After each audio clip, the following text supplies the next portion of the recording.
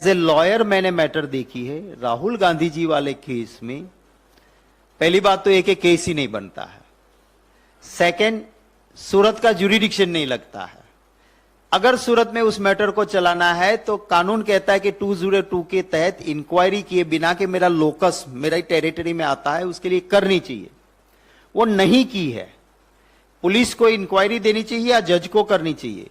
Number of supreme court judgments कि if inquiry under 202 is not conducted then entire trial is vitiated and at any point of time advocates can raise this issue.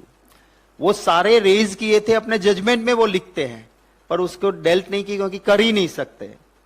तो बहुत सारे points हैं जहां पर भी judicious platform में independent judicious हमारे लिए केस सुना जाएगा। 1 मिनट में राहुल गांधी जी के फेवर में डिसीजन होगा।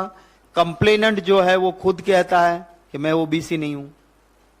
कंप्लेनेंट खुद कहता है कि मोदी समाज ही नहीं है। अच्छा, मोदी माइनॉरिटी भी होता है, मुसलमान में भी मोदी सरनेम आती है इधर, और फिर भी उन्होंने तो कुछ भी नहीं कहा। राहुल जी ने कोई स्टेटमेंट ऐसी नहीं है, देयर इज नो केस।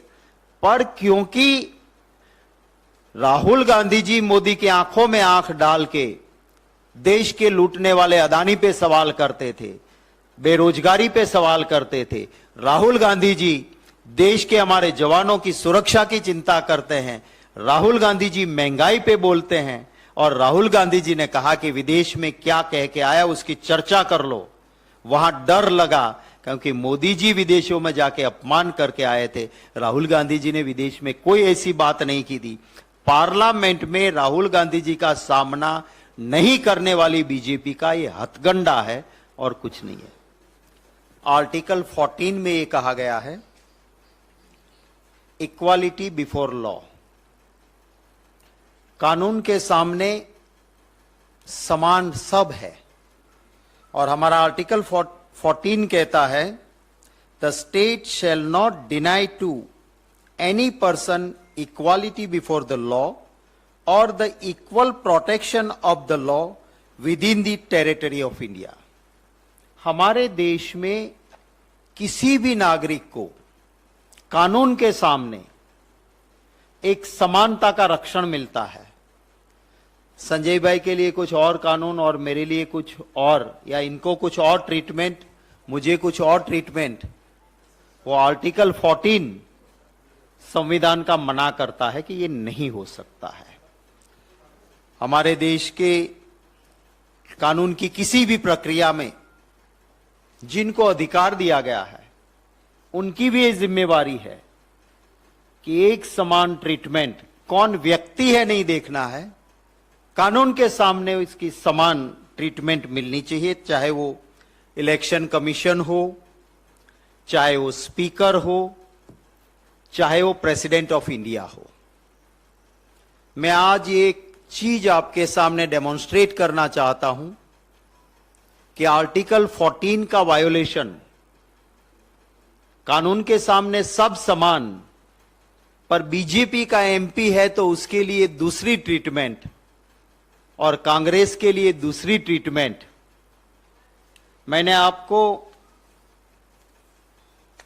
एक मंच दिया है जिसमें पहले ऊपर एक गुजराती है।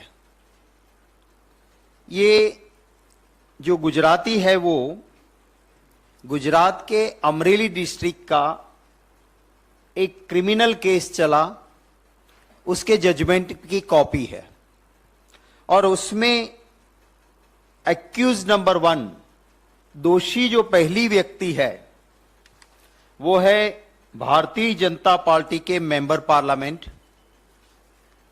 नारायण भाई काछड़िया।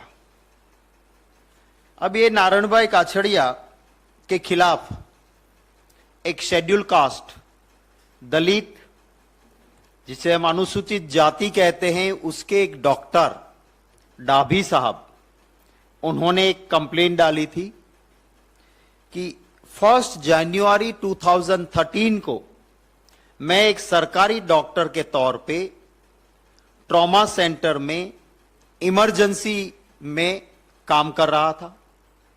एक एक्सीडेंट हुआ था, बहुत सारे पेशेंट आए थे, मैं उनकी ट्रीटमेंट में बिजी था, मेरा फोन मैंने साइलेंट किया था, तो मैंने देखा नहीं साइलेंट फोन था, किसका आ रहा है, मैंने छोड़ा था, मैं दर्दी में बिजी था। उसी वक्त एक भाई और आया, वहां कहने लगा कि एमपी साहब से बात कर लो मोबाइल लेके। मैंने कहा कि मैं ट्रीटमेंट कर रहा हूं, बाद में करूंगा।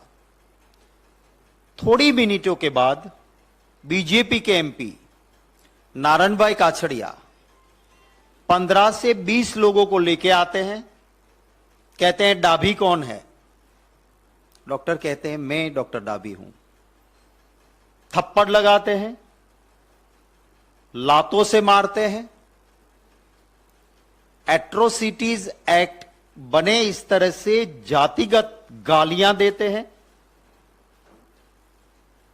पीटा जाता है, उसका केस है। ये केस चलता है। पुलिस पहले तो इंक्वायरी करती है, जांच करती है, चार्जशीट फाइल करती है कि हां गुनाह बना है। केस चलता है जिसका मैंने आपको जजमेंट दिया, और 13 अप्रैल 2016, आप डेट याद रखिएगा, 13 अप्रैल 2016 नारायण भाई काछड़िया बीजेपी के एमपी को 3 साल की सजा होती है। 3 साल की। कितना सीरियस क्राइम है आपने देखा। इंडियन पिनल कोड 143, 332, 504, जान से मारने की भी धमकी दी थी 5062, 186, SC ST एक्ट सेक्शन 3(1)(10, ये केस था जिसमें 3 साल की सजा मिलती है इनको। ये सजा मिलने के बाद कोर्ट को ये कहते हैं कि मेरा सेंटेंस एंड कन्विक्शन, 2 चीज होती है, ज्यादातर जर्नलिस्ट सब आप जानते ही हो, पर फिर भी क्लियर करता हूं कि 2 होता है। एक, पहले कोर्ट कहती है कि आप इस गुनाह में कसूरवार हो, ऑर्डर ऑफ कन्विक्शन के, यू आर कन्विक्टेड, आप इस गुनाह के लिए जिम्मेवार हो, दोषी पाए गए हो। दूसरा होता है कि आप दोषी पाए गए तो क्या, that is order of sentence. वो कहते हैं कि आप दोषी पाए हो इस गुनाह में, इसके लिए आपको 2 साल, 3 साल, 4 साल, आजीवन कैद, उसकी सजा देते, दैट्स अ सेंटेंस। तो इसको दोनों मिला। उसने कहा कि ये दोनों स्टे करो, क्योंकि मैं तो एमपी हूं, मैं माफी भी मांग लेता हूं, जो करो कर देता हूं, करो। वहां की सेशंस कोर्ट ने कहा नो, आपने क्राइम किया है, एक डॉक्टर ऑन ड्यूटी है, अब पेशेंट को देख रहे हैं इमरजेंसी में, उसने फोन नहीं उठाया, आप जाके गुंडागिरी करते हो, और वो भी एससी डॉक्टर है, दलित डॉक्टर है। हम क्योंकि 3 साल की सजा है, ऑर्डर ऑफ सेंटेंस आपको बेल देते हैं, पर कन्विक्शन का ऑर्डर हम स्टे नहीं करते हैं, ये कोर्ट कहती है। तुरंत हमारे एक्स एमपी वहां से विरजीभाई ठुम्मर, परेश दानानी, उन्होंने कम्युनिकेट किया कि साहब इसको 3 साल की सजा हो गई है, इसका कन्विक्शन का ऑर्डर स्टे नहीं हुआ है, ये सर्टिफाइड कॉपी है ऑर्डर की, स्पीकर को दिया, प्रेसिडेंट ऑफ इंडिया को दिया, इलेक्शन कमीशन को दिया कि इसकी सदस्यता खत्म हो जाती है, करो। डिसीजन नहीं हुआ। 1 हफ्ते बाद नारायण भाई काछड़िया हाईकोर्ट में जाते हैं। हाईकोर्ट में 18 अप्रैल 2016 को जाते हैं और अपील करते हैं कि मैं तो एमपी हूं, मेरी सदस्यता चली जाएगी, मेरा कन्विक्शन पहले स्टे कर दो और अपील मेरी एडमिट करो।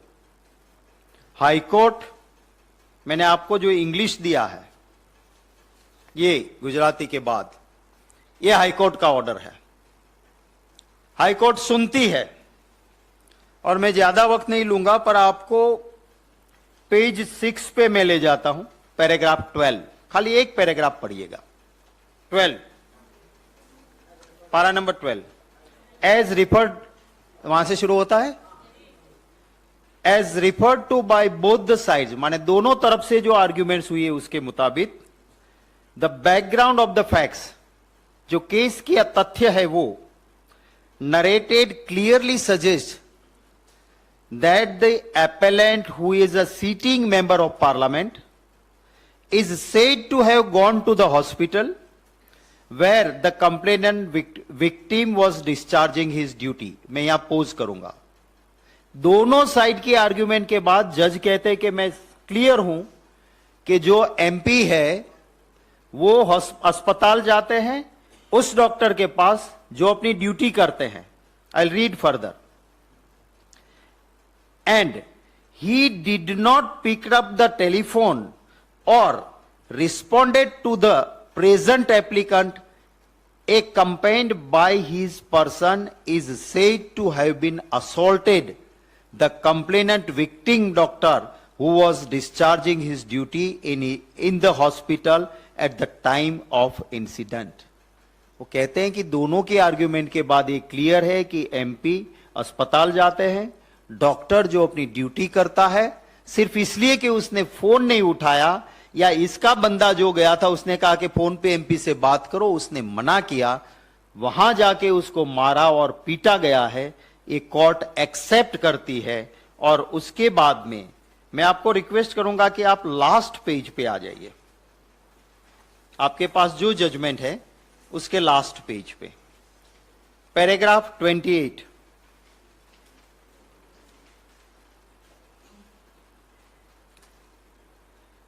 The applicant, original accused number 1, Naranbai Bikhabai Kacharia, is ordered to be released on bail on his execution personal bond of rupees 10,000 with the simple surety like amount to the satisfaction of the trial court and subject to the condition that he shall not take undue advantage of his liberty or misuse the liberty and shall maintain law and order. Paragraph 29. The present application accordingly stands allowed partly to the extent of suspension of sentence only and not the conviction. Rule is made absolute. इसका मतलब क्या हुआ? Appellate court में गए, high court में. High court ने भी कहा कि हम कन्विक्शन स्टे नहीं करते हैं, बेल दे देते हैं, आपका ऑर्डर ऑफ सेंटेंस को हम सस्पेंड करते हैं पर बेल दे देते हैं. मींस डिस्ट्रिक्ट में नहीं मिला रहा, हाई कोर्ट में आए, एक हफ्ते बाद रिलीफ नहीं मिला, फिर से हमारे लोगों ने यहां इलेक्शन कमीशन, स्पीकर, प्रेसिडेंट को कहा कि साहब अब तो हाई कोर्ट ने भी मान लिया, ये खारिज हो गया, इसकी सदस्यता मेंबर पार्लियामेंट खत्म करो. कुछ भी नहीं हुआ. फिर ये नारायण भाई काछड़िया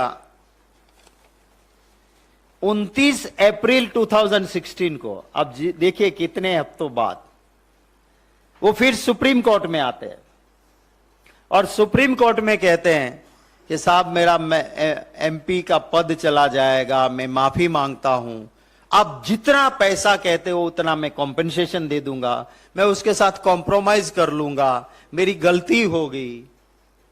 फिर सुप्रीम कोर्ट कहती है कि उस डॉक्टर डाबी को 5 लाख रुपया दो. कहता है हाँ 5 लाख. माफी मांगो, माफी मांगता हूं, फिर गुनाह नहीं करूंगा, फिर गुनाह नहीं करूंगा. 29 अप्रैल को सुप्रीम कोर्ट ऑर्डर करती है कि 5 लाख रुपया आपको विक्टिम को देना है. आई will read the copy of the order of the supreme court.